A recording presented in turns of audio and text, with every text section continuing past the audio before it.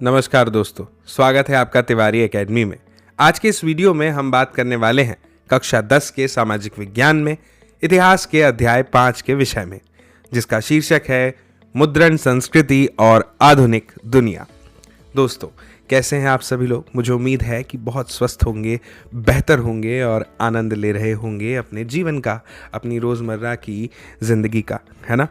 चलिए, आज के अध्याय में मैं बताऊं आपको हम किस पर चर्चा करने वाले हैं। आज के अध्याय में हम बात करने वाले हैं कि सोचो, कल्पना करो, इमेजिन करो कि अगर छपाई का काम नहीं होता, है ना, और ये जितनी भी छपी हुई सामग्री हम अपने आसपास देखते हैं ना, जैसे कि किताब हो गई, मैगजीन्स हो गए, अखबार हो गए, ये सब अगर नहीं होते तो हमारी दुनिया किस तरह से दिखाई देती। सोचो, जो हमें लिखाया जाता है, पढ़ाया जाता है, वो अगर लिखाया या पढ़ाया ना जाता हो, लिखाया ना जाता हो, किताबें ना हो, एक टीचर हो जो सिर्फ कहानी सुना रहा हो, समझा रहा हो चीज़ों को, कंसेप्ट को, लेकिन लिखना नहीं है कहीं पर भी, तब कैसा लगता? आप सोचेंगे कि, या फिर आप कहेंगे कि ये तो बहुत मुश्किल लग रहा है ना? ऐसा तो कल्पना ही नहीं की जा रही है। हमें जितना भी जोक भी पता चला है, जब से हमारे अंदर समझ आई है, मैच्योरिटी आई है, हमने सब कहीं ना कहीं कुछ ना कुछ पढ़ा है, देखा है, लिखा है, तभी तो हमें समझ में आया है ना? चलिए, आज का अध्याय बहुत इंटरेस्टिंग होने वाला है, ठीक है ना? तो चलिए शुरू करते हैं और पहले पैराग्राफ पर देखते हैं क्या लिखा है। यहाँ पर हमें ये बताया है कि मुद्रित या छपी हुई सामग्री के बगैर दुनिया की कल्पना हमारे लिए कितनी मुश्किल है। हम अपने चारों तरफ जहाँ भी नज़र दौड़ाते हैं, हमें कोई ना कोई छपी हुई चीज़ दिखाई देती है। बात तो बिल्कुल सही है।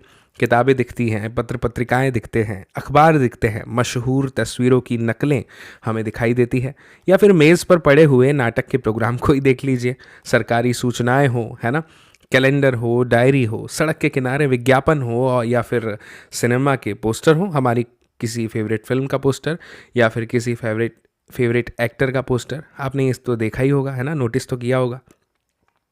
दोस्तों, हम छपा हुआ साहित्य पढ़ते हैं। जो लिटरेचर हम रीड कर रहे हैं वो कैसा है? छपा हुआ है ना, प्रिंटेड है।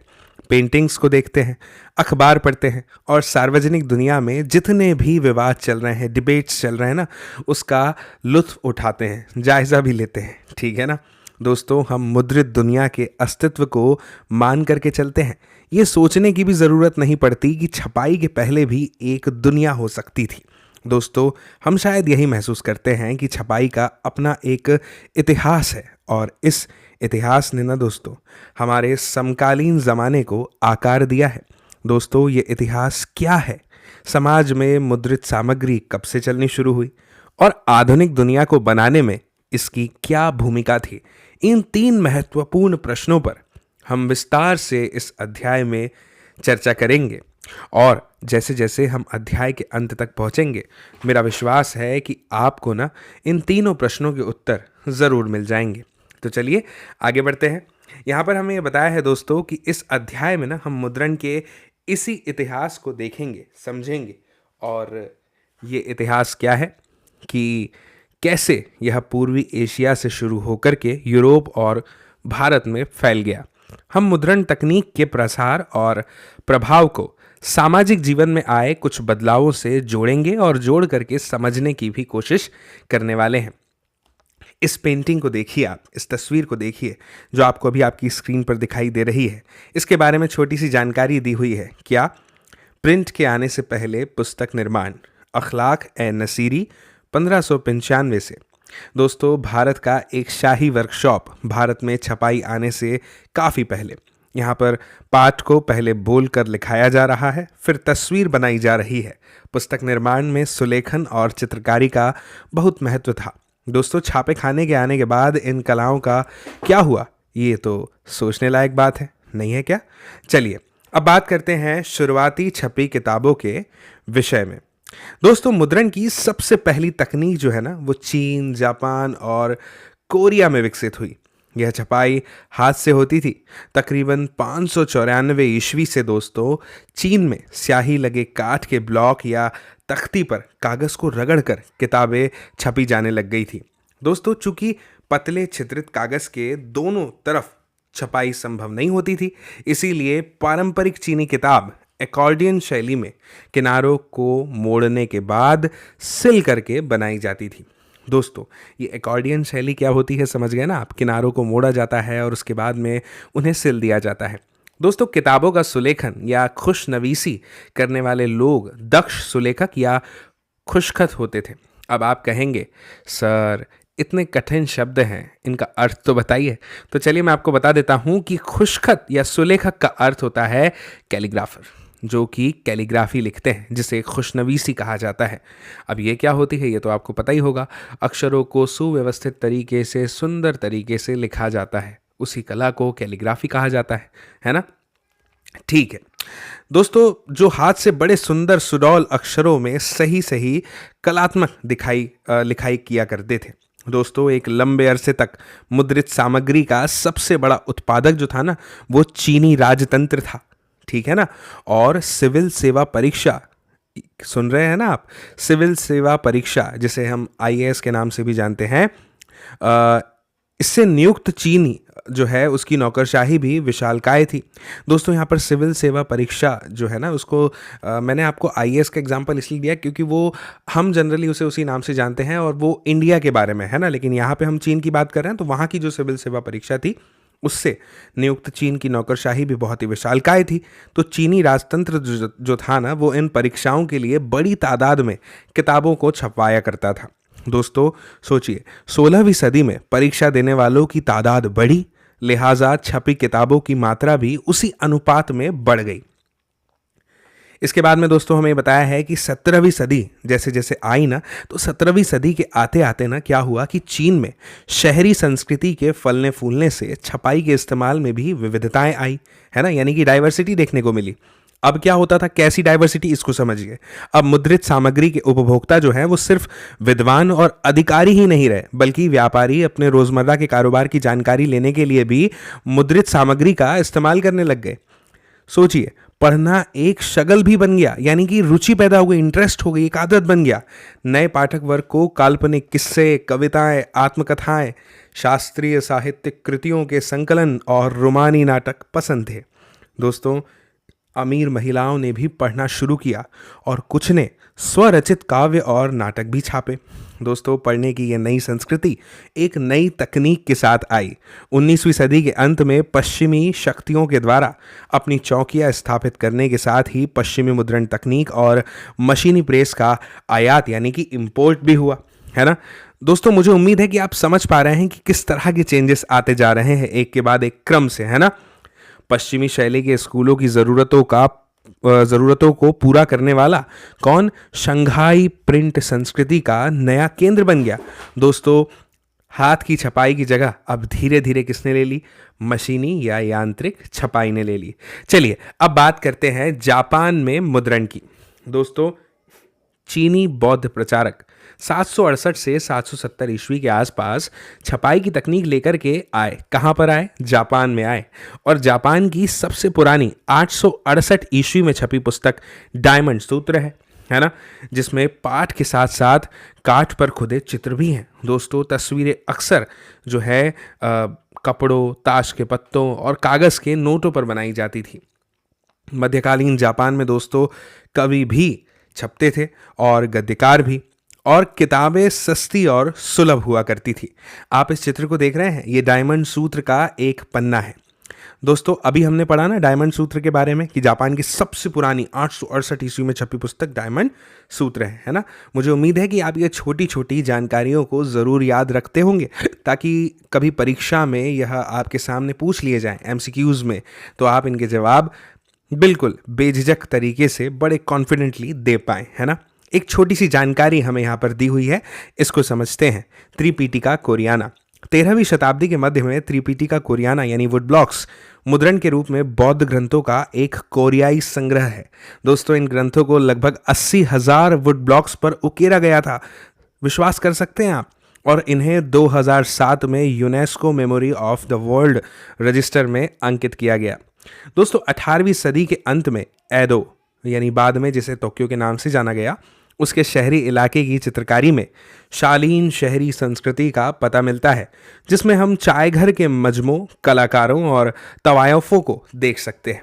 दोस्तों, हाथ से मुद्रित तरह तरह की सामग्री, महिलाओं, संगीत के साजों, हिसाब किताब, चाय अनुष्ठान, फूलसाजी, शिष्टाचार और रसोई पर लिखी किताबों से पुस्तकालय और दुकानें अटी पड़ी थी। दोस्तों, यह भाषा शैली भी कितनी अच्छी है ना, जो लिखी हुई है इस किताब में, अटी पड़ी थी। यह शब्द हमें कितने कम सुनने को मिलते हैं। दोस्तों, ये एक छोटी सी जानकारी है, बॉक्स 1 में दी है, मैं ज़रूर आपके सामने इसको पढ़ना चाहूँगा। ध्यान और कान दोनों से सुनिएगा। यहाँ पर हमें बताया है कितागावा उतामारो के विषय में। दोस्तों, कितागावा उतामारो 1753 ईस्वी में एदो में पैदा हुए। उतामारो ने क्या किया, उकियो, जिन्हें तैरती दुनिया के चित्र भी कहा जाता है, उस नाम की एक नई चित्रकला शैली में एक अहम योगदान किए, जिनमें आम शहरी जीवन का चित्रण किया गया। दोस्तों, इनकी छपी प्रतियां यूरोप और अमेरिका पहुंची और माने मोने और वॉन गॉग जैसे चित्रकारों को इन्होंने प्रभावित किया।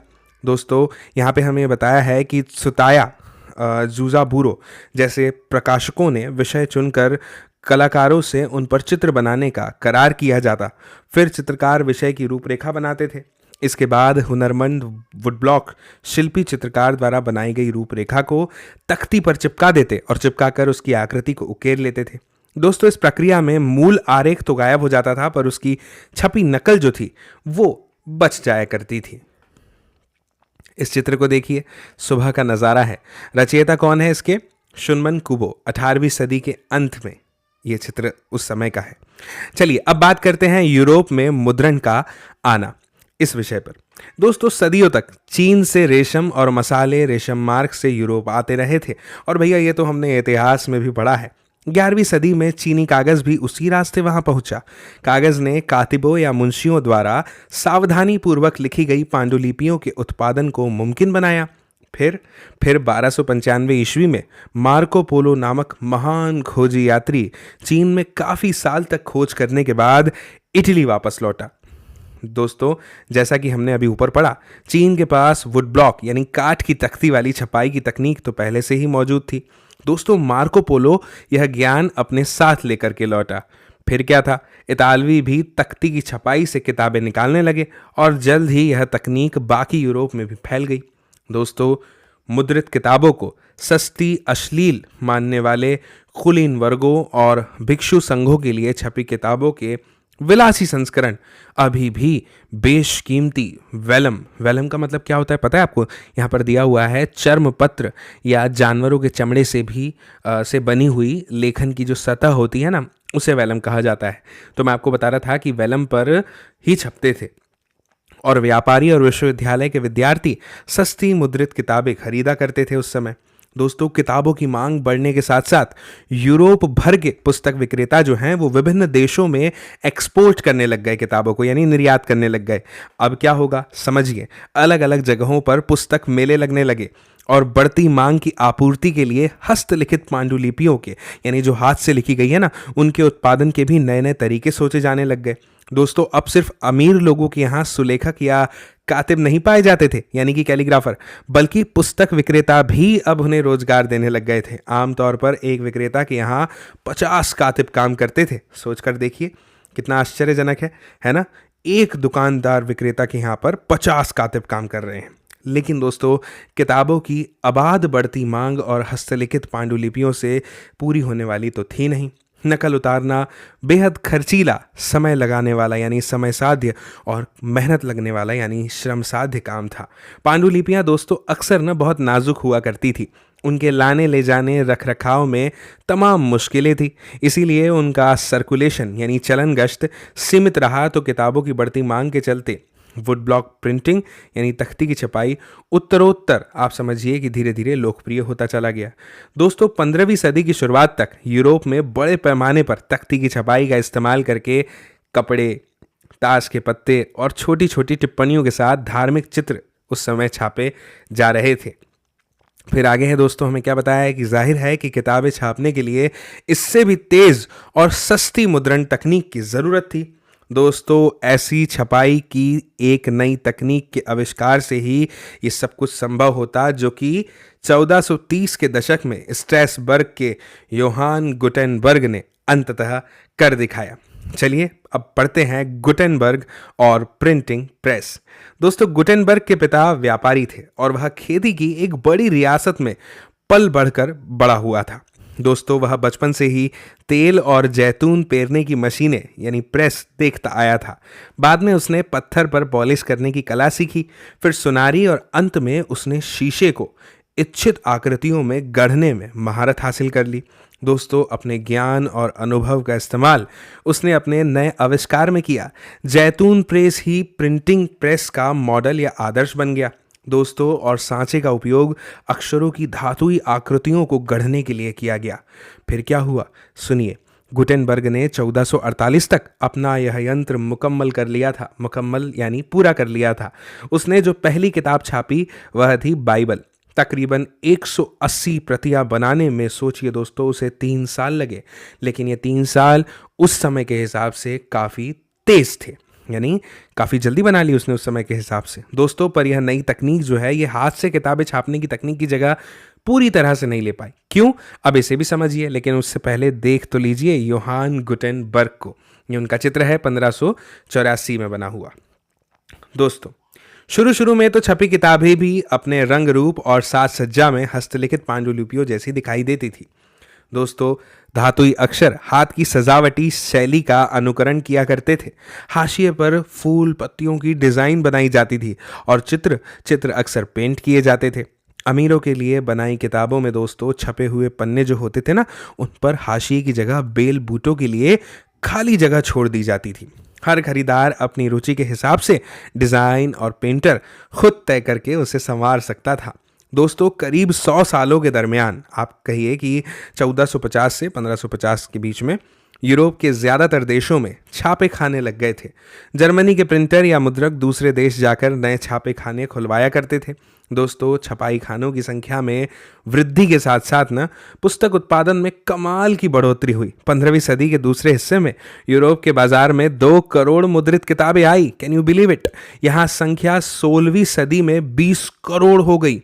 हाथ की छपाई की जगह यांत्रिक मुद्रण के आने पर ही मुद्रण क्रांति दोस्तों संभव हो पाई। इस चित्र को देखिए, गुटेनबर्ग प्रिंटिंग प्रेस।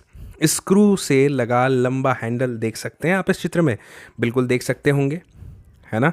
ये है वो हैंडल, देख पा रहे हैं आप दोस्तों। इसी की मदद से स्क्रू घुमाकर प्लाटेन को जो है गीले कागज पर दबा दिया जाता था। गुटेनबर्ग ने रोमन वर्णमाला के तमाम 26 अक्षरों के लिए टाइप बनाए और जुगत लगाई कि उन्हें इधर उधर मूव कराकर या घुमाकर शब्द बनाए जा सके।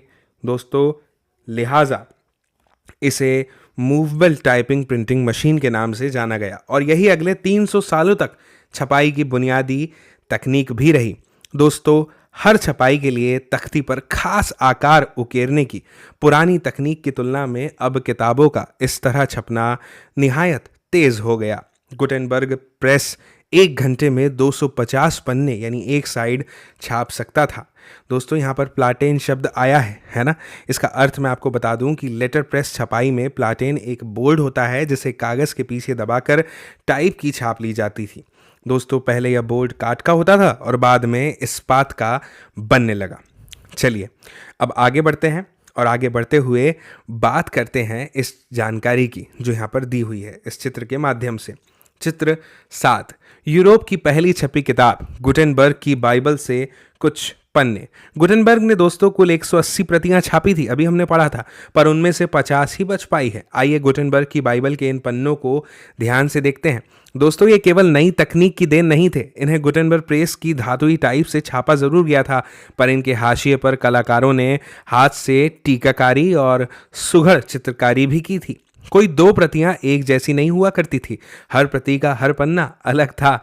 जहां पहली नज़र में वे एक जैसे लगे भी, गौर से तुलना करने पर फर्क पता चल जाएगा। दोस्तों, हर जगह पर कुलीन तबकों ने इस विशिष्टता को पसंद किया जो उनके पास था। वह अनोखा था। वे यह दावा कर सकते थे क्योंकि किसी और के पास उसकी हूबहू नकल नहीं होती थी। दोस्तों, आप इबारत में देखेंगे कि कई जगहों पर अक्षरों के अंदर रंग भरे भी गए हैं। इसके 2 फायदे थे। क्या?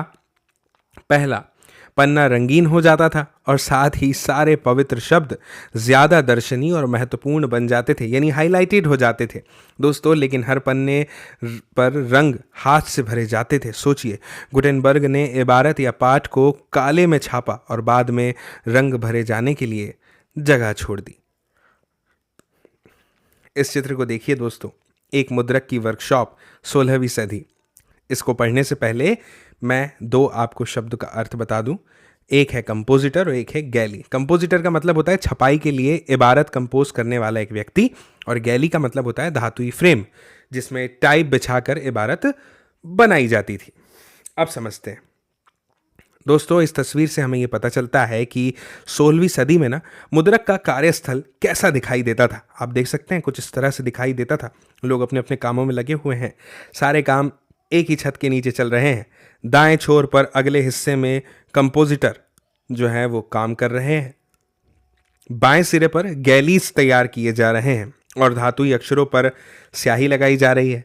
पृष्ठभूमि में प्रिंटर्स प्रेस के पेंच कस रहे हैं और उन्हीं के पास प्रूफ रीडर काम में जुटे हैं। बिल्कुल अगले भाग में तैयार माल पड़ा है और ये दो दो पृष्ठ वाले छपे हुए पन्ने हैं जिनकी बाइंडिंग होनी है। ठीक है, अब बात करते हैं दोस्तों मुद्रण क्रांति और उसके असर की। दोस्तों सबसे पहले बात करते हैं कि मुद्रण क्रांति क्या थी। छापे खाने का आविष्कार दोस्तों महज तकनीकी दृष्टि से नाटकीय बदलाव की शुरुआत ही नहीं था, बल्कि पुस्तक उत्पादन के नए तरीकों ने लोगों की जिंदगी बदल दी थी। इसकी बदौलत सूचना और ज्ञान से, संस्था और सत्ता से उनका रिश्ता ही बदल गया था। दोस्तों इससे लोक चेतना बदली और बदला चीजों को देखने का नजरिया। अब बात करते हैं नया पाठक वर्ग की। दोस्तों यहां पर हमें यह बताया है कि छापे खाने के आने से एक नया पाठक वर्ग पैदा हो गया। छपाई से किताबों की कीमतें गिर गई। किताब की हर प्रति के उत्पादन में जो वक्त और श्रम लगता था अब वह कम हो गया था और बड़ी तादाद में प्रतियां छपना आसान हो गया था। इसके बाद में हमें यह बताया है कि बाजार किताबों से पट गई, पाठक वर्ग भी बृहत्तर होता चला गया, यानी और ज़्यादा बढ़ता चला गया। दोस्तों किताबों तक पहुंच जो है वो आसान होने से ना पढ़ने की एक नई संस्कृति यहाँ पर जो है विकसित हो गई। और अब तक आम लोग मौखिक संसार में ही जिया करते थे, अब ऐसा नहीं था। वे धार्मिक किताबों का वाचन सुनते थे, गाथा गीत उनको पढ़कर सुनाए जाते थे और किस्से भी उनके लिए बोल कर पढ़े जाते थे। दोस्तों ज्ञान का मौखिक लेन देन ही हुआ करता था। लोग बाग समूह में ही दास्तान सुनते या कोई आयोजन देखते आए थे। दोस्तों हम 8वें अध्याय में इसके बारे में देखेंगे कि तन्हाई में या खामोशी से पढ़ने के ये लोग आदी नहीं थे। दोस्तों छपाई क्रांति के पहले किताबें न केवल महंगी थी बल्कि उन्हें पर्याप्त मात्रा में छापना भी असंभव था। अब दोस्तों क्या हुआ, अब न किताबें समाज के व्यापक तबकों तक के पहुंच सकती थी। अगर पहले की जनता श्रोता थी तो कह सकते हैं कि अब पाठक जनता अस्तित्व में आ गई थी, यानी जो पढ़ना जानती थी। लेकिन दोस्तों यह संक्रमण बिल्कुल भी सरल यानी ईजी नहीं था। क्यों, इसे समझिए। दोस्तों किताबें सिर्फ साक्षर ही पढ़ सकते थे और यूरोप के अधिकांश देशों में 20वीं सदी तक साक्षरता की दर तो बहुत सीमित थी, है ना। प्रकाशकों के लिए सवाल था कि लोगों में छपी किताब के प्रति दिलचस्पी किस प्रकार से जगाई जा सकती है। इसके लिए दोस्तों उन्हें मुद्रित कृति की व्यापक पहुंच का ध्यान रखना था। जो नहीं पढ़ पाते थे वे भी बोलकर पढ़े गए को सुनकर उसका लुत्फ तो उठाते ही थे। दोस्तों इसीलिए मुद्रकों ने लोकगीत और लोक कथाएं छापनी शुरू कर दी और ऐसी किताबें आमतौर पर तस्वीरों से खूब सजी धजी यानी कि सचित्र हुआ करती थी। फिर इन्हें सामूहिक ग्रामीण सभाओं में या शहरी शराब घरों में गाया और सुनाया जाता था। देख रहे हैं कहाँ पर, शहरी शराब घरों में, सुन रहे हैं ना दोस्तों। इस तरह मौखिक संस्कृति मुद्रित संस्कृति में दाखिल हो गई और छपी सामग्री मौखिक अंदाज में प्रसारित हुई। मौखिक और मुद्रित संस्कृतियों के बीच की विभाजक रेखा दोस्तों धुंधली पड़ गई। श्रोता और पाठक वर्ग एक दूसरे में घुल मिल गए। अब यहाँ पर नए शब्द जो हैं गाथा गीत और शराब घर, दोनों का अर्थ समझ लीजिए। दोस्तों गाथा गीत का मतलब है लोकगीत का ऐतिहासिक आख्यान जिसे गाया या सुनाया जाता है, और शराब घर वह जगह जहां लोग शराब पीने, खाने और दोस्तों से मिलने और बात विचार के लिए आते थे। चलिए अब बात करते हैं दोस्तों धार्मिक विवाद और प्रिंट का डर इस पर। दोस्तों यहाँ पर हमें यह बताया जा रहा है कि छापे खाने से ना विचारों के व्यापक प्रचार प्रसार और बहस मुबाहिसे के द्वार खुल गए।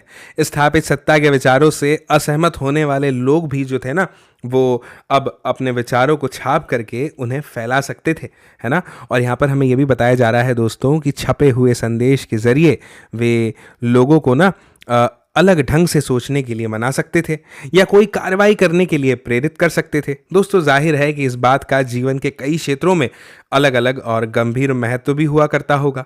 दोस्तों हर कोई ना मुद्रित किताब को लेकर के खुश नहीं था। क्यों, समझिए। जिन्होंने इसका स्वागत भी किया उनके मन में इसको लेकर कई डर भी थे।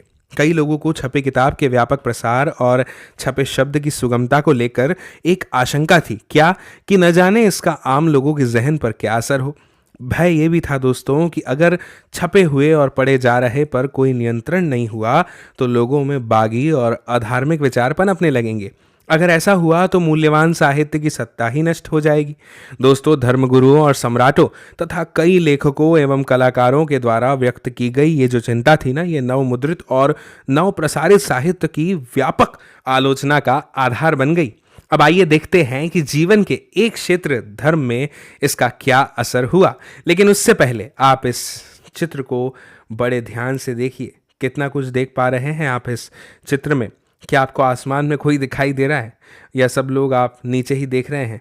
क्या आपको सर्कल रेड पेन से बना हुआ एक चित्र दिखाई दे रहा है जो ये है? दोस्तों समझिए, यह आधुनिक यूरोप के प्रारंभ में प्रिंट के आगमन का उत्सव मनाते हुए छपे कई चित्रों में से एक चित्र है।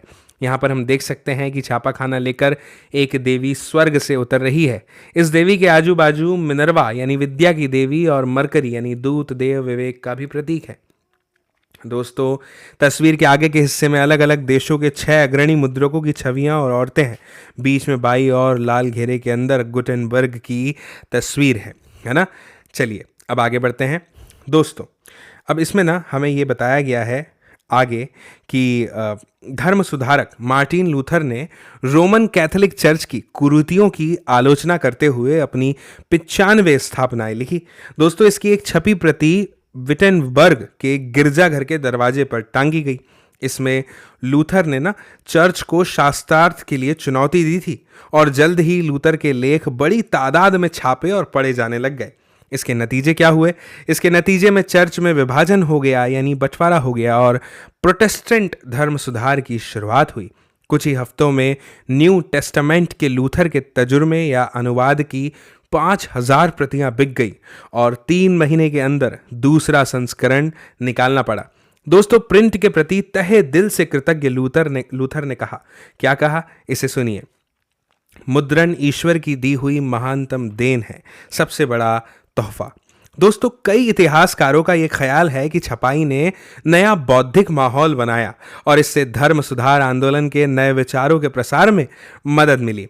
अब दोस्तों प्रोटेस्टेंट धर्म सुधार जो शब्द आया था ना, उसका अर्थ भी समझ लीजिए। 16वीं सदी में यूरोप में रोमन कैथोलिक चर्च में सुधार का आंदोलन हुआ, उसी को यह कहा जाता है।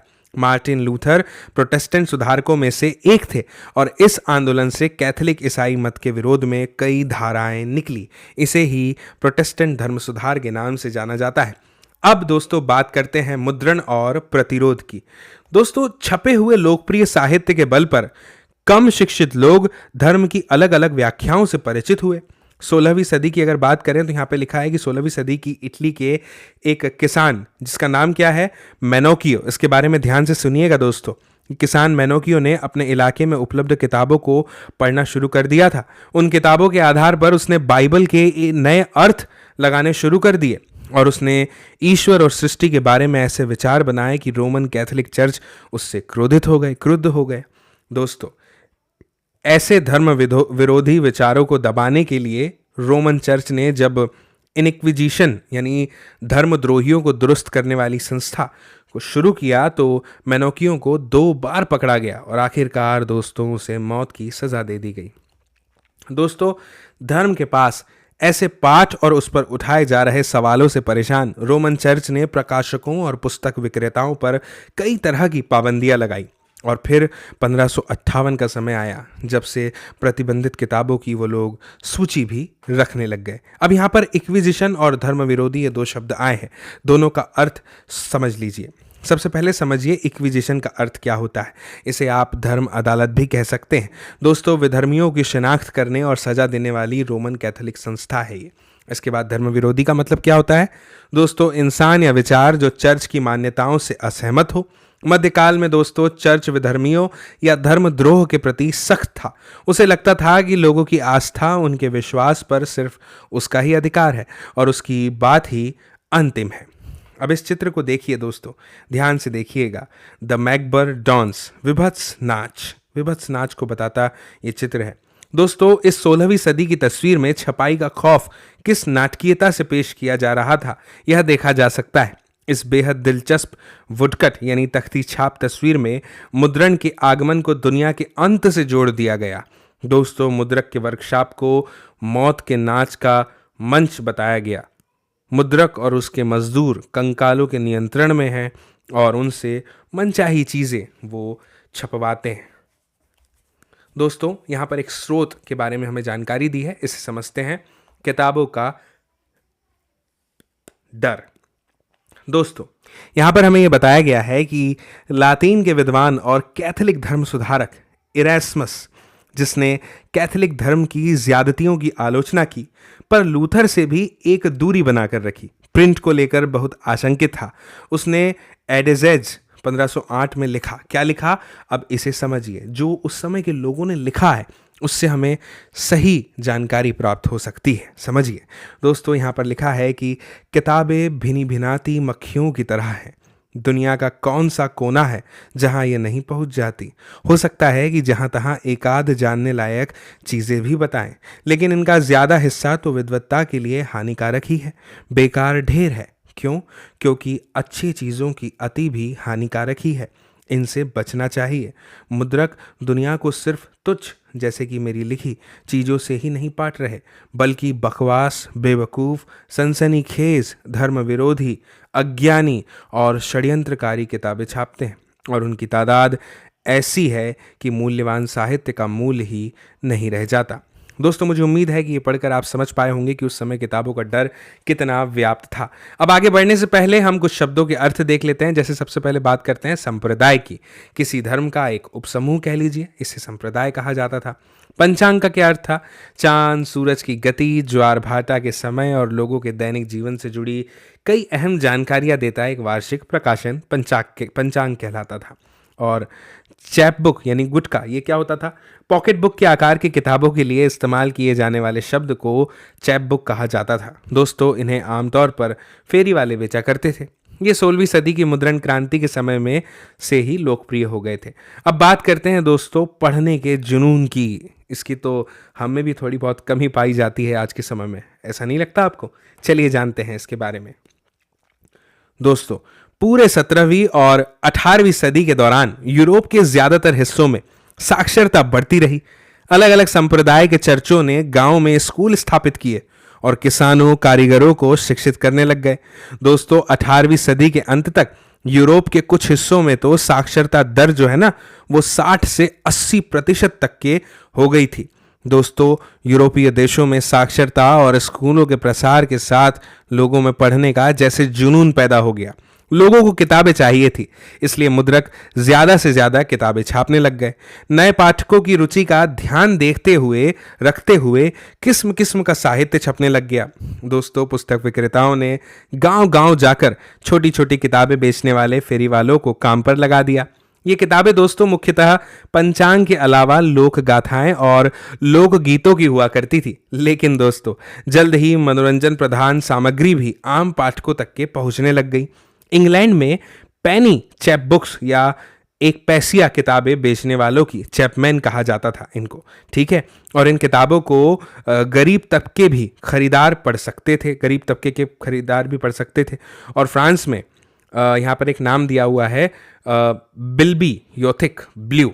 ये बिल्बियोथिक ब्लू जो है, इसका चलन था, जो कि सस्ते कागज पर छपी और नीली जिल्द में बंधी छोटी किताबें हुआ करती थी।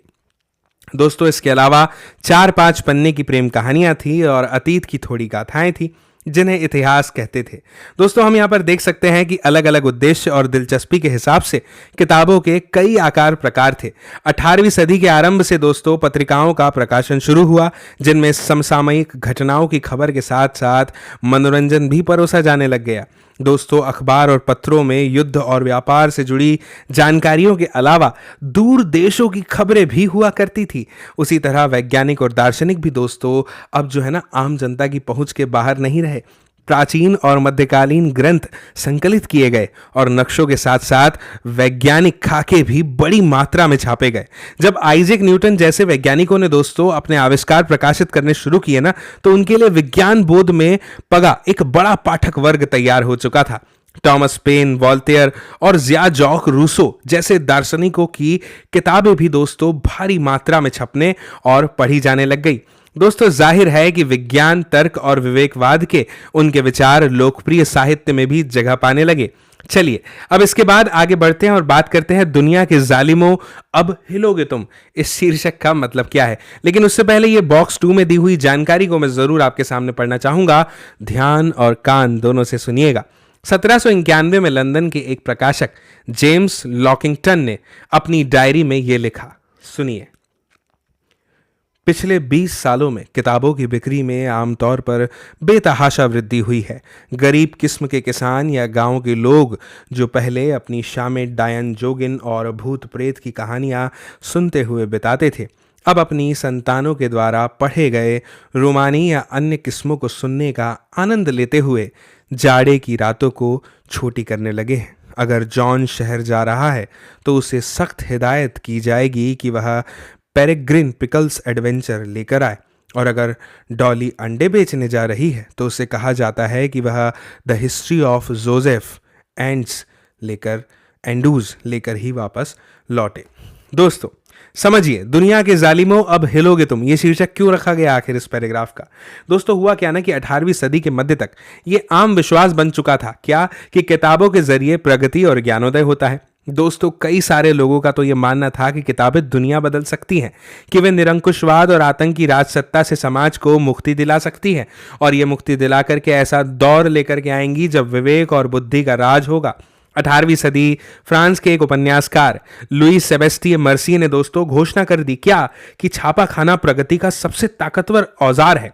इससे बन रही जनमत की आंधी में निरंकुशवाद उड़ जाएगा। दोस्तों मर्सिये के उपन्यासों में नायक जो होते थे ना, जो हीरो होते थे, वो अक्सर किताबें पढ़ने से बदल जाया करते थे। वे किताबें घोंटते हैं, किताबों की दुनिया में जीते हैं और इसी क्रम में ज्ञान प्राप्त कर लेते हैं। दोस्तों ज्ञानोदय को लाने और निरंकुशवाद के आधार को नष्ट करने में छापे खाने की भूमिका के बारे में आश्वस्त हो चुके मर्सिये ने कहा, हे निरंकुशवादी शासकों, अब तुम्हारे कांपने का वक्त आ गया है। आभासी लेखक की कलम के जोर के आगे तुम हिल उठोगे। दोस्तों इससे पहले कि हम आगे बढ़कर ये पढ़ें कि मुद्रण संस्कृति और फ्रांसीसी क्रांति का आपस में क्या संबंध है या इसे किस प्रकार से जोड़कर देखा जा सकता है, पहले बात करते हैं इस स्रोत की जो हमें यहाँ पर दिया हुआ है। यहाँ पर हमें बताया है कि मर्सिये ने अपनी एक किताब में छपे शब्द की ताकत को कुछ यूं बयान किया है। कैसे, सुनिएगा। अगर किसी ने मुझे पढ़ते देखा होगा तो उसने मुझे उस प्यासे की तरह पाया होगा जो शुद्ध ताजा पानी मिलने पर गट गट पीने लगता है। बड़े एहतियात से लालटेन जलाने के बाद मैं खुद को किताबों में डुबो देता था और वाक और अर्थ के प्रभाव में मैं पन्ना दर पन्ना बहता चला जाता था। अनायास और अनजान खामोशी के साए में घड़ियाल हर घंटे बसता चला जाता था, पर मुझे सुनाई नहीं पड़ता था। तेल खत्म होने से मेरी लालटेन की लौ पीली पड़ने लगती थी, पर मैं था कि पड़ता जाता। मैं बत्ती उठाने की जहमत भी नहीं लेता था कि मेरे आनंद में व्यवधान न पड़े और वे नए विचार किस वेग से मेरे सिर में घुसते थे, मेरी बुद्धि कैसे उन्हें आत्मसात करती थी। रॉबर्ट डॉन्टन की किताब the forbidden best sellers of pre revolutionary France 1995 से यह स्रोत उद्धृत किया गया है। दोस्तों चलिए अब फाइनली बात करते हैं कि मुद्रण संस्कृति और फ्रांसीसी क्रांति आपस में किस तरह से हम इसको जोड़कर देख सकते हैं।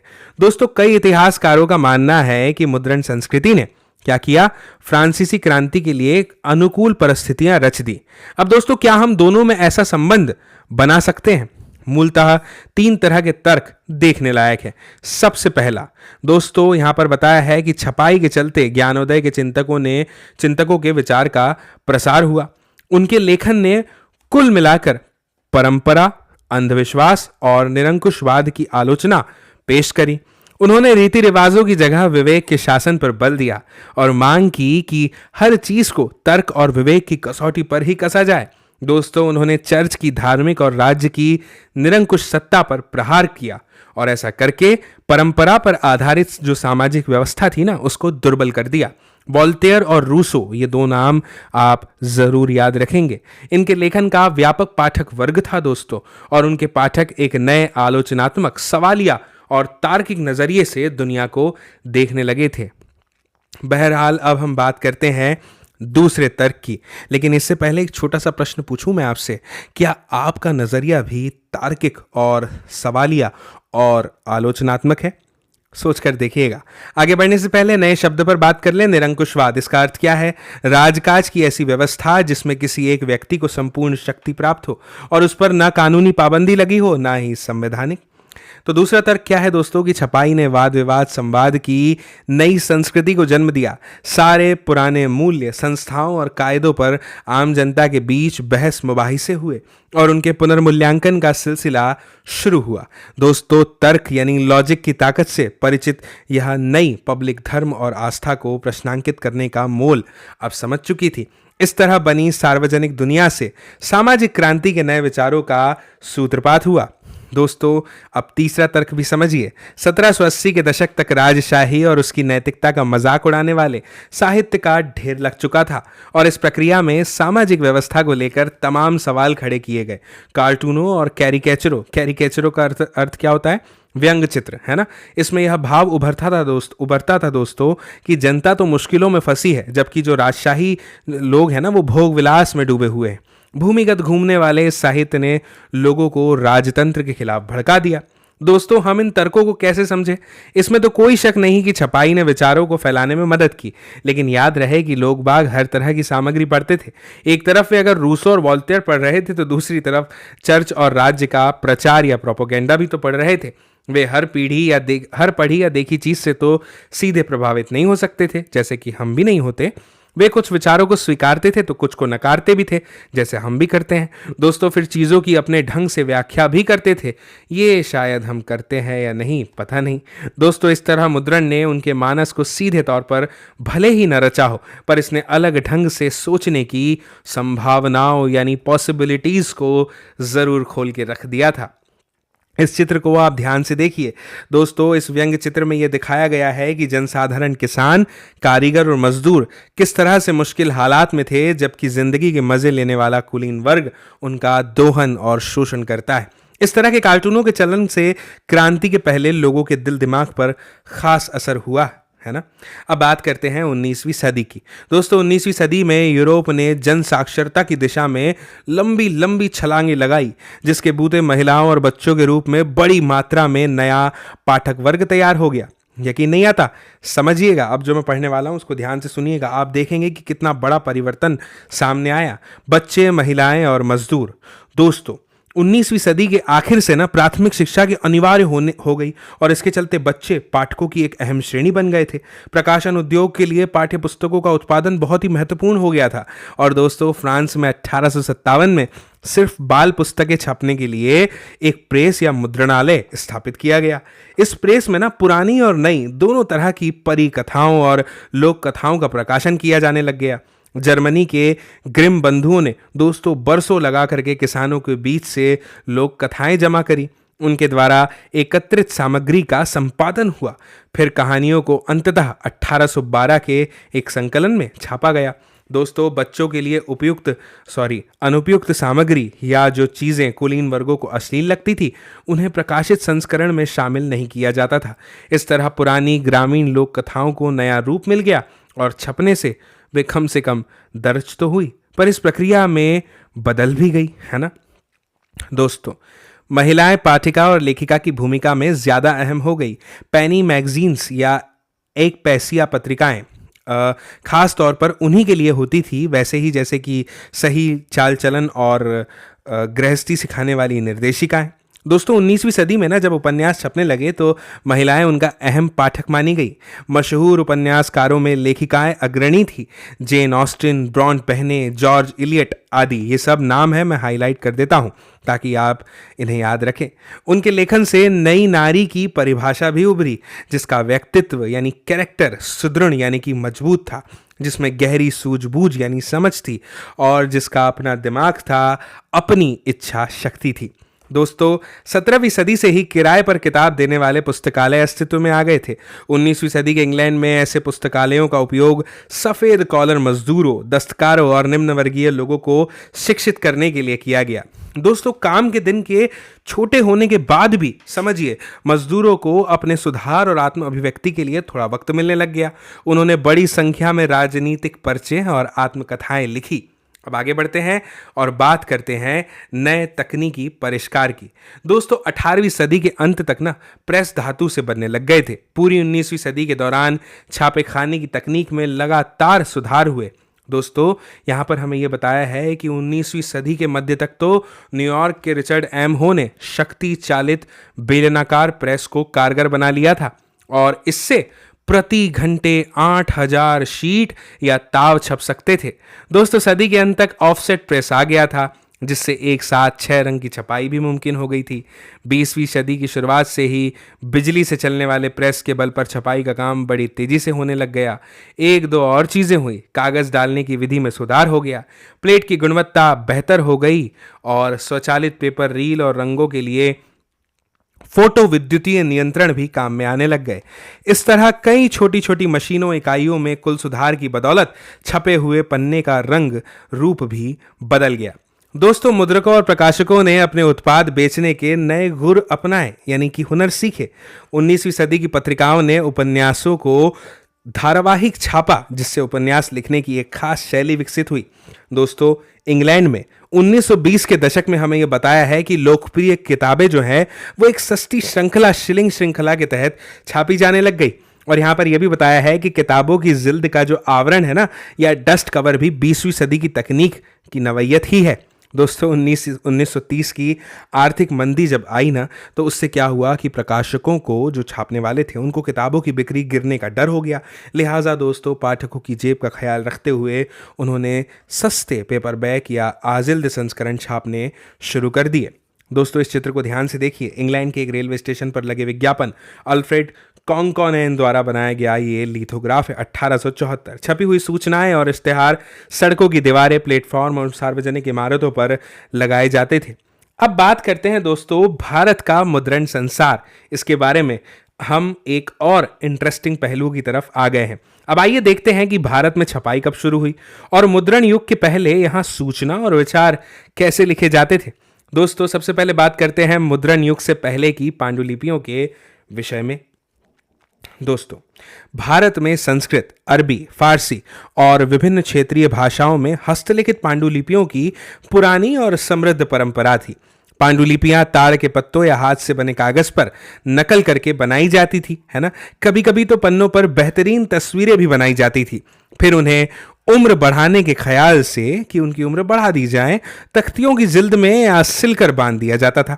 19वीं सदी के अंत तक छपाई के आने के बाद भी पांडुलिपियां छापी जाती रही, लेकिन पांडुलिपियां नाजुक होती थी, काफ़ी महंगी भी। दोस्तों एक तो उन्हें बड़ी सावधानी से पकड़ना होता था और दूसरे लिपियों के अलग अलग तरीके से लिखे जाने के चलते उन्हें पढ़ना भी बिल्कुल आसान नहीं था। इसीलिए दोस्तों उनका व्यापक दैनिक इस्तेमाल नहीं होता था। हालांकि पूर्व औपनिवेशिक बंगाल में ग्रामीण क्षेत्रों में प्राथमिक पाठशालाओं का बड़ा जाल था, लेकिन विद्यार्थी आमतौर पर किताबें नहीं पढ़ते थे।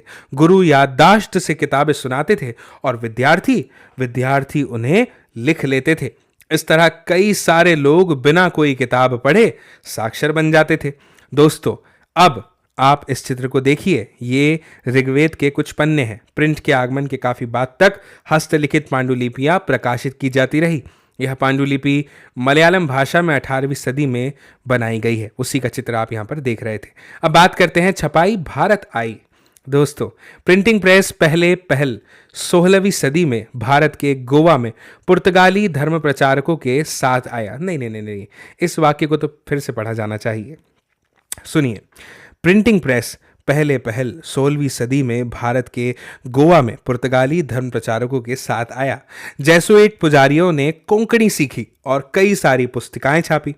दोस्तों 1674 ईस्वी तक कोंकणी और कन्नड़ भाषाओं में लगभग 50 किताबें छप चुकी थी, ठीक है ना। और कैथोलिक पुजारियों ने 1579 में कोचीन में पहली तमिल किताब छापी और 1713 में पहली मलयालम किताब छापने वाले भी वही लोग थे। डच प्रोटेस्टेंट धर्म प्रचारकों ने 32 तमिल किताबें छापी, जिनमें से कई पुरानी किताबों का अनुवाद थी। दोस्तों अंग्रेजी भाषी प्रेस भारत में काफी देर तक विकास नहीं कर पाया था। यद्यपि इंग्लिश ईस्ट इंडिया कंपनी ने 17वीं सदी के अंत तक छापे खानों का आयात शुरू कर दिया था। जेम्स ऑगस्टस हिक्की ने 1780 में बंगाल गजट नामक एक साप्ताहिक पत्रिका का संपादन शुरू किया, जिसने खुद को कुछ यूं परिभाषित किया, समझिएगा, हर किसी के लिए खुली एक व्यावसायिक पत्रिका जो किसी के प्रभाव में नहीं है। यानी यह पत्रिका भारत में प्रेस चलाने वाले औपनिवेशिक शासन से आजाद निजी अंग्रेज उद्यम थी और इसे अपनी स्वतंत्रता पर अभिमान था। हिक्की ढेर सारे विज्ञापन छापता था, जिनमें दासों की बिक्री से जुड़े इश्तेहार भी शामिल थे, लेकिन साथ ही वह भारत में कार्यरत वरिष्ठ अंग्रेज अधिकारियों से जुड़ी गपबाजी भी छापा करता था। इससे नाराज होकर के गवर्नर जनरल वॉरेन हेस्टिंग्स ने हिक्की पर मुकदमा कर दिया और ऐसे सरकारी आश्रय प्राप्त अखबारों के प्रकाशन को प्रोत्साहित करना शुरू कर दिया, जो औपनिवेशिक राज की छवि पर होते हमलों से इसकी रक्षा कर सके, ठीक है ना। दोस्तों 18वीं सदी के अंत तक कई सारी पत्र पत्रिकाएं छपने लग गई। कुछ हिंदुस्तानी भी अपने अखबार छापने लगे थे। ऐसे प्रयासों में पहला था राजा राम मोहन राय के करीबी रहे गंगाधर भट्टाचार्य द्वारा प्रकाशित बंगाल गजट। दोस्तों यहां पर एक स्रोत दिया हुआ है, इसे जरूर पढ़ना चाहूंगा, आप जरूर सुनेंगे, है ना। विलियम वोल्ट्स नामक व्यक्ति को 1768 ईस्वी में भी इस तरह की सूचना कलकत्ता के एक सार्वजनिक इमारत में टांगने की जरूरत महसूस हुई। वो क्या थी, सुनिए। जनसाधारण के लिए मिस्टर बोल्ट्स पब्लिक को यह बताने के लिए इस तरीके का सहारा ले रहे हैं कि चूंकि शहर में छापे खानों की घोर कमी से नुकसान होता है, इसलिए वे उस व्यक्ति का हर संभव उत्साहवर्धन करेंगे जो छपाई में माहिर हो। पर जल्द ही बोल्ट्स महोदय इंग्लैंड चले गए और यह वादा हवा में लटका ही रह गया। चलिए अब बात करते हैं धार्मिक सुधार और सार्वजनिक बहसे की। दोस्तों जैसा कि हम जानते हैं, अब आप कहेंगे कि क्या जानते हैं, तो सुनिए। 19वीं सदी की शुरुआत से ही धार्मिक मसलों को लेकर के दोस्तों कई सारी बहसें होती थी। बहसों का बाजार गर्म रहता था। अलग अलग समूह औपनिवेशिक समाज में हो रहे बदलावों से जूझते हुए धर्म की अपनी अपनी व्याख्या पेश कर रहे थे। दोस्तों कुछ तो मौजूदा रीति रिवाजों की आलोचना करते हुए उनमें सुधार चाहते थे, जबकि कुछ अन्य समाज सुधारकों के तर्कों के खिलाफ खड़े थे। दोस्तों ये सारे वाद विवाद प्रिंट में सरेआम पब्लिक में हुए। छपी हुई पुस्तिकाओं और अखबारों ने न केवल नए विचारों का प्रचार प्रसार किया, बल्कि उन्होंने बहस की शक्ल भी तय कर दी। इन बहसों में दोस्तों व्यापक जन समुदाय भी हिस्सा ले सकता था, अपने मत जाहिर कर सकता था। इस तरह के मतांतर से नए विचार उभरे। दोस्तों यह वह समय था जब समाज और धर्म सुधारकों तथा हिंदू रूढ़िवादियों के बीच में विधवादाह, एकेश्वरवाद, ब्राह्मण पुजारी वर्ग और मूर्ति पूजा जैसे मुद्दों को लेकर के तेज बहस ठनी हुई थी। दोस्तों बंगाल में जैसे जैसे बहस चली, लगातार बढ़ती तादाद में पुस्तिकाओं और अखबारों के जरिए तरह तरह के तर्क समाज के बीच आने लग गए। ज्यादा से ज्यादा लोगों तक पहुंचने के ख्याल से इन्हें आम बोलचाल की भाषा में छापा जाने लग गया। राम मोहन राय ने दोस्तों 1821 से संवाद कौमुदी प्रकाशित किया और रूढ़िवादियों ने उनके विचारों से टक्कर लेने के लिए समाचार चंद्रिका का सहारा लिया। 2 फारसी अखबार जाम जहा नामा और शमसुल अखबार भी 1882 में प्रकाशित हुए। दोस्तों उत्तर भारत में उल्मा मुस्लिम राजवंशों के पतन को लेकर के काफी चिंतित थे। उन्होंने क्या किया, समझिए। सबसे पहले समझिए उल्मा का अर्थ क्या होता है। दोस्तों इस्लामी कानून और शरिया के विद्वानों को कहा जाता है, समझ रहे हैं ना। उन्हें डर था कि कहीं औपनिवेशिक शासक धर्मांतरण को बढ़ावा न दे या मुस्लिम कानून न बदल डालें। इससे दोस्तों निपटने के लिए उन्होंने सस्ते लिथोग्राफी प्रेस का इस्तेमाल किया और ऐसा करते हुए धर्म ग्रंथों के फारसी या उर्दू अनुवाद छापे और धार्मिक अखबार तथा गुटके निकाले। दोस्तों, सन 1867 में स्थापित देवबंद सेमिनरी ने मुसलमान पाठकों को रोजमर्रा का जीवन जीने का सलीका और इस्लामी सिद्धांतों के मायने समझाते हुए हजारों फतवे जारी किए। दोस्तों, पूरी 19वीं सदी के दौरान कई इस्लामी संप्रदाय और सेमिनरी पैदा हुए। दोस्तों, धर्म को लेकर सबकी अपनी अपनी व्याख्याएं थी। हर कोई अपना संप्रदाय बढ़ाना चाहता था और दूसरों के असर को काटना चाहता था। दोस्तों, हिंदुओं के बीच भी छपाई से खास तौर पर स्थानीय भाषाओं में धार्मिक पढ़ाई को काफी बल मिला। तुलसीदास की 16वीं सदी की किताब रामचरितमानस का, सोचिए, रामचरितमानस का पहला मुद्रित संस्करण 1810 में कलकत्ता से प्रकाशित हुआ। दोस्तों, 19वीं सदी के मध्य तक सस्ते लिथोग्राफी संस्करणों से उत्तर भारत का बाजार पट गया। लखनऊ के नवल किशोर प्रेस और बंबई के श्री वेंकटेश्वर प्रेस में अनेक भारतीय भाषाओं में अनगिनत धार्मिक किताबें छपी। मुद्रित और लाने ले जाने में आसान होने के कारण आस्थावान इन्हें कहीं भी किसी समय पढ़ सकते थे। दोस्तों, इन्हें अनपढ़ लोगों की बड़ी भीड़ में बोल बोल कर भी पढ़ा जा सकता था। मतलब यह कि धार्मिक पुस्तकें बड़ी तादाद में व्यापक जन समुदाय तक पहुंच रही थी, जिसके चलते विभिन्न धर्मों के बीच और उनके अंदर बहस मुबाहिसे और वाद विवाद संवाद की नई स्थिति बन गई थी। सोच कर देखिए, कल्पना करके देखिए कि समय कैसा रहा होगा। लेकिन दोस्तों, प्रिंट ने समुदाय के बीच सिर्फ मतांतर ही नहीं पैदा किए, बल्कि इसने समुदायों को अंदर से और विभिन्न हिस्सों को पूरे भारत से जोड़ने का काम भी तो किया। अब इस स्रोत को पढ़ लीजिए। यहां पर प्रश्न लिखा हुआ है हेडिंग के माध्यम से, अखबार क्यों। अब सुनिए, पूना के कृष्णा जी त्रिंबक रानाडे मराठी का एक अखबार निकालना चाहते हैं जिसमें स्थानीय दिलचस्पी की तमाम उपयोगी खबरों को जगह मिल सके।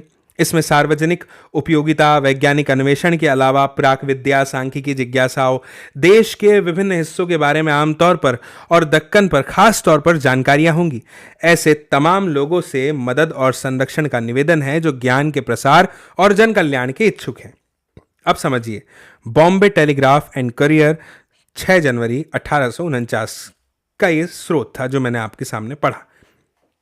दूसरा भी दिया हुआ है, देसी अखबारों और राजनीतिक सभाओं की वही भूमिका होती है जो इंग्लैंड के हाउस ऑफ कॉमन्स में विपक्ष की होती है, यानी कि वह सरकारी नीतियों की आलोचनात्मक समीक्षा कर लोगों के हित साधने में अक्षम हिस्सों को निकालें और सुधार करें तथा उनको तेजी से लागू करने का काम करें। इन सभाओं को चाहिए कि वे देश के खास मुद्दों पर तरह तरह की नाना प्रकार की सूचनाएं जमा करें और क्या संभव और वांछित सुधार है वह बताएं। इन कार्यों का काफी असर होगा। नेटिव ओपिनियन 3 अप्रैल 1870। चलिए, अब ये समझने के बाद में बात करते हैं प्रकाशन के नए रूप की। दोस्तों, छापे खाने से नए तरह के लेखन के लिए भूख जागी। जैसे जैसे नए लोग पढ़ने लगे, छपे हुए पन्नों में अपनी जिंदगी, अपने तजुर्बों, अपने भोगे हुए रिश्तों को देखने की चाहत बलवती होती चली गई, है ना, यानी जोर पकड़ने लग गई। यूरोप में विकसित उपन्यास नामक यह साहित्यिक विधा इन जरूरतों को पूरा करने में सक्षम थी। जल्दी ही इसने अपनी एक खास भारतीय शक्ल और शैली भी अख्तियार कर ली। अपने पाठकों को इसने अनुभव का नया संसार और मानव जीवन की विविधता का बोध भी प्रदान किया। दूसरी तरह की साहित्यिक विधाएं जैसे कि गीत, कहानियां, सामाजिक राजनीतिक मसलों पर लेख, है ना, पाठकों की दुनिया का हिस्सा बन गए। दोस्तों, अपने अलग अलग तेवरों में इन्होंने इंसानी जिंदगी और अतरंग भावनाओं और उन सामाजिक राजनीतिक नियमों पर बल दिया जिनसे इनका स्वरूप तय होता था। इसके बाद दोस्तों हमें यह बताया है कि 19वीं सदी के अंत तक एक नई तरह की दृश्य संस्कृति भी आकार ले रही थी।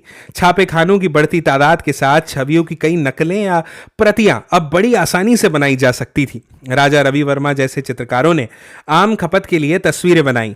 काठ की तख्ती पर चित्र उकेरने वाले गरीब दस्तकारों ने लेटर प्रेस छापे खानों के करीब अपनी दुकानें लगाई और मुद्रकों से काम पाने लगे। दोस्तों, बाजार में सुलभ सस्ती तस्वीरें और कैलेंडर खरीदकर गरीब भी अपने घरों एवं दफ्तरों में सजाया करते थे। इन छपी तस्वीरों ने आहिस्ता आहिस्ता आधुनिकता और परंपरा, धर्म और राजनीति तथा समाज और संस्कृति के लोकप्रिय विचार लोक को गढ़ना शुरू किया।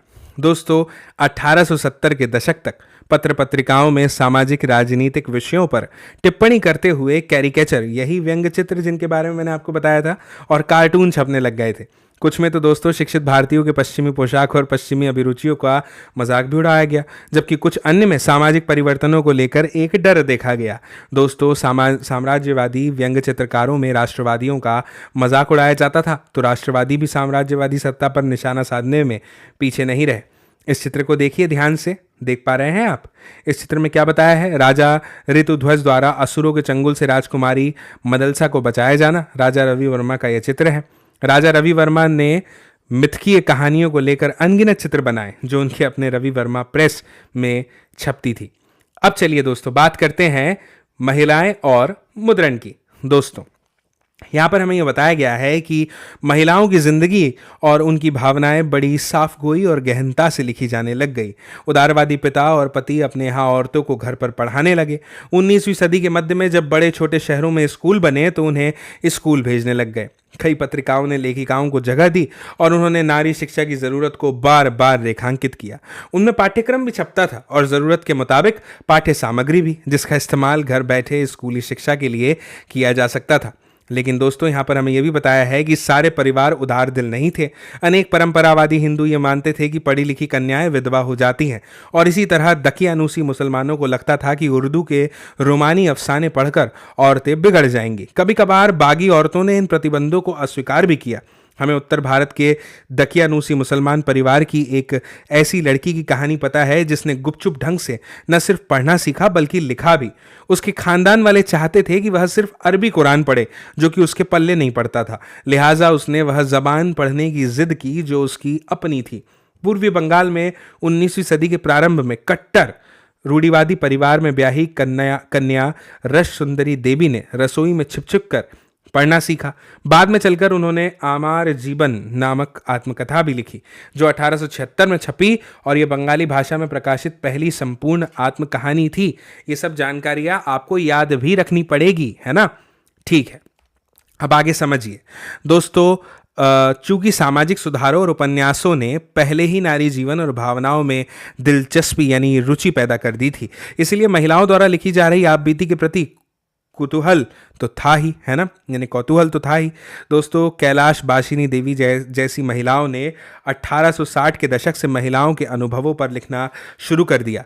कैसे वे घरों में बंदी और अनपढ़ बनाकर रखी जाती हैं, कैसे वे घर भर के काम को बोझ उठाती हैं, जिनकी सेवा वे करती हैं वही उन्हें कैसे दुत्कारते हैं। दोस्तों आज जो महाराष्ट्र है वहाँ 1880 के दशक में ताराबाई शिंदे और पंडिता रामबाई ने उच्च जाति की नारियों की दयनीय हालत के बारे में जोश और रोष से लिखा।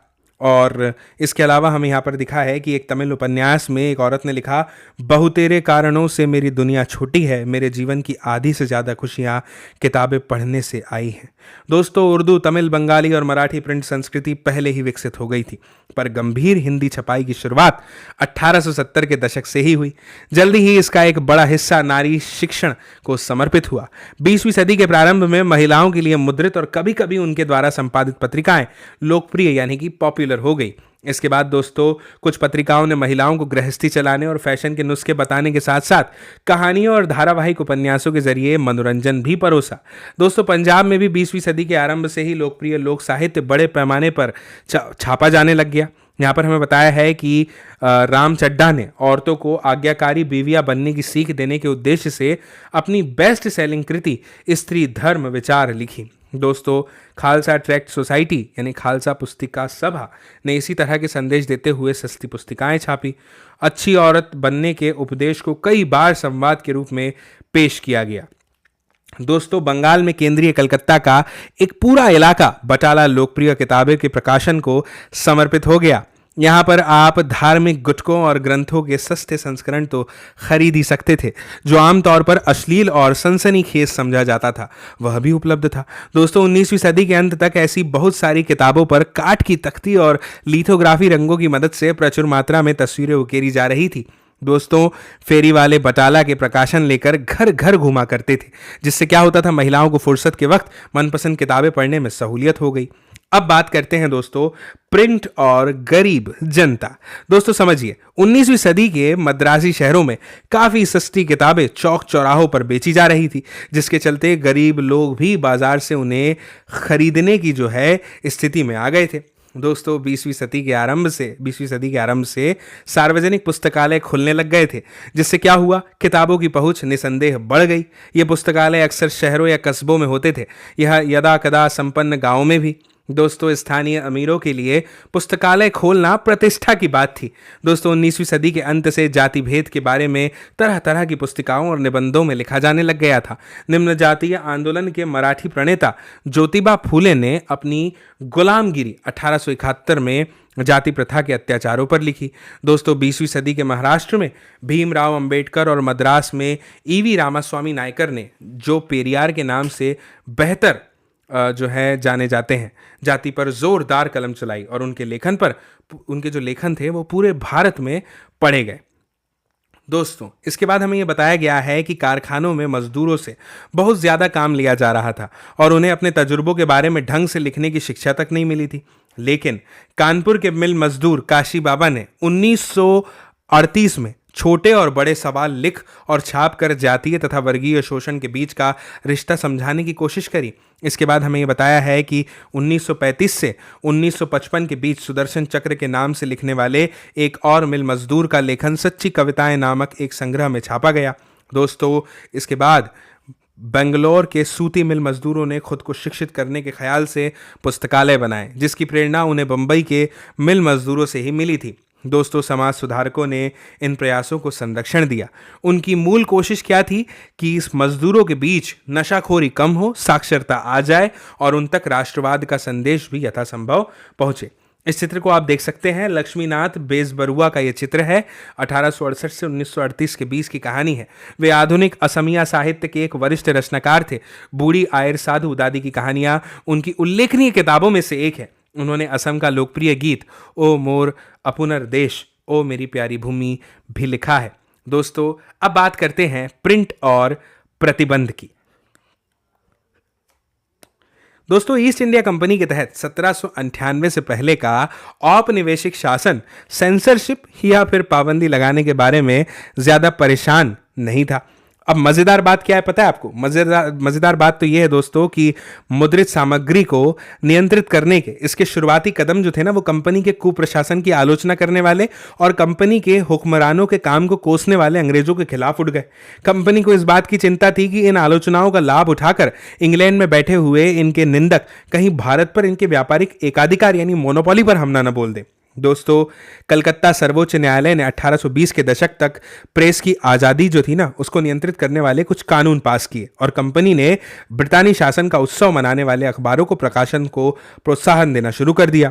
दोस्तों अंग्रेजी और देशी भाषाओं के अखबार संपादकों के द्वारा गुहार और अर्जी लगाने के बाद 1835 में गवर्नर जनरल बेंटिक प्रेस कानून की पुनर्समीक्षा करने के लिए राजी हो गया।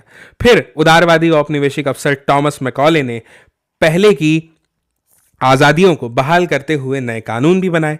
ठीक है ना दोस्तों? 1857 के विद्रोह के बाद प्रेस की स्वतंत्रता के प्रति रवैया बदल गया। क्या बदला समझिए। क्रुद्ध अंग्रेजों ने देसी प्रेस का मुंह बंद करने की मांग कर दी। जो जो भाषाई समाचार पत्र राष्ट्रवाद से समर्थन में मुखर होते गए, त्यों त्यों औपनिवेशिक सरकार में कड़े नियंत्रण के प्रस्ताव पर बहस तेज होने लग गई। दोस्तों इसके बाद हमें बताया है कि आयरिश प्रेस कानून के तर्ज पर 1878 में वर्नाकुलर प्रेस एक्ट को लागू कर दिया गया। इससे सरकार को भाषाई प्रेस में छपी रपट और संपादकीय को सेंसर करने का व्यापक हक मिल गया। दोस्तों अब से सरकार ने विभिन्न प्रदेशों में छपने वाले भाषाई अखबारों पर नियमित नजर रखनी शुरू कर दी। अगर किसी रपट को बागी करार दिया जाता था तो अखबार को पहले चेतावनी दी जाती थी और अगर चेतावनी की अनसुनी हुई तो अखबार को जब्त किया जा सकता था और छपाई मशीनें छीन ली जा सकती थी। दोस्तों लेकिन दमन की नीति के बावजूद राष्ट्रवादी अखबार देश के हर कोने में बढ़ते फैलते गए। उन्होंने औपनिवेशिक कुशासन की रिपोर्टिंग और राष्ट्रवादी ताकतों की हौसला अफजाई जारी रखी। राष्ट्रवादी आलोचना को खामोश करने की तमाम कोशिशों का उग्र विरोध किया गया। और दोस्तों यहां पर यह बताया है कि जब पंजाब के क्रांतिकारियों को 1907 में कालापानी भेजा गया तो बाल गंगाधर तिलक ने अपने केसरी में उनके प्रति गहरी हमदर्दी जताई। नतीजा क्या हुआ? नतीजे के तौर पर उन्हें 1908 में कैद कर लिया गया, जिसके परिणाम स्वरूप भारत भर में व्यापक विरोध हुए। ये स्रोत देखिए, गांधी ने 1922 में क्या कहा? वाणी की स्वतंत्रता, प्रेस की आज़ादी, सामूहिकता की आज़ादी। भारत सरकार अब जनमत को व्यक्त करने और बनाने के 3 ताकतवर औजारों को दबाने की कोशिश कर रही है। स्वराज खिलाफत की लड़ाई सबसे पहले तो इन संकटग्रस्त आज़ादियों की ही लड़ाई है। दोस्तों, मुझे उम्मीद है कि ये अध्याय आपको पसंद आया होगा, समझ में भी आया होगा। और दोस्तों, अगर ये वीडियो भी आपको पसंद आया है, समझ में आया है, इस वीडियो ने आपके ज्ञान में थोड़ा बहुत भी इजाफा किया है, तो ज़रूर आपसे ये उम्मीद है कि आपने अभी तक तो इस वीडियो की लिंक को शेयर कर दिया होगा। नहीं किया है तो अब कर दीजिए, ताकि आपके दोस्त, मित्र, साथी, सहपाठी सभी लोग इस जानकारी को समझ पाए, इस अध्याय को देख पाए। और दोस्तों, आप सभी से जल्द मुलाकात होगी। कब? यहीं पर, इसी चैनल पर, अगले अध्याय के साथ, अगले वीडियो में। तब तक के लिए दोस्तों, नमस्कार।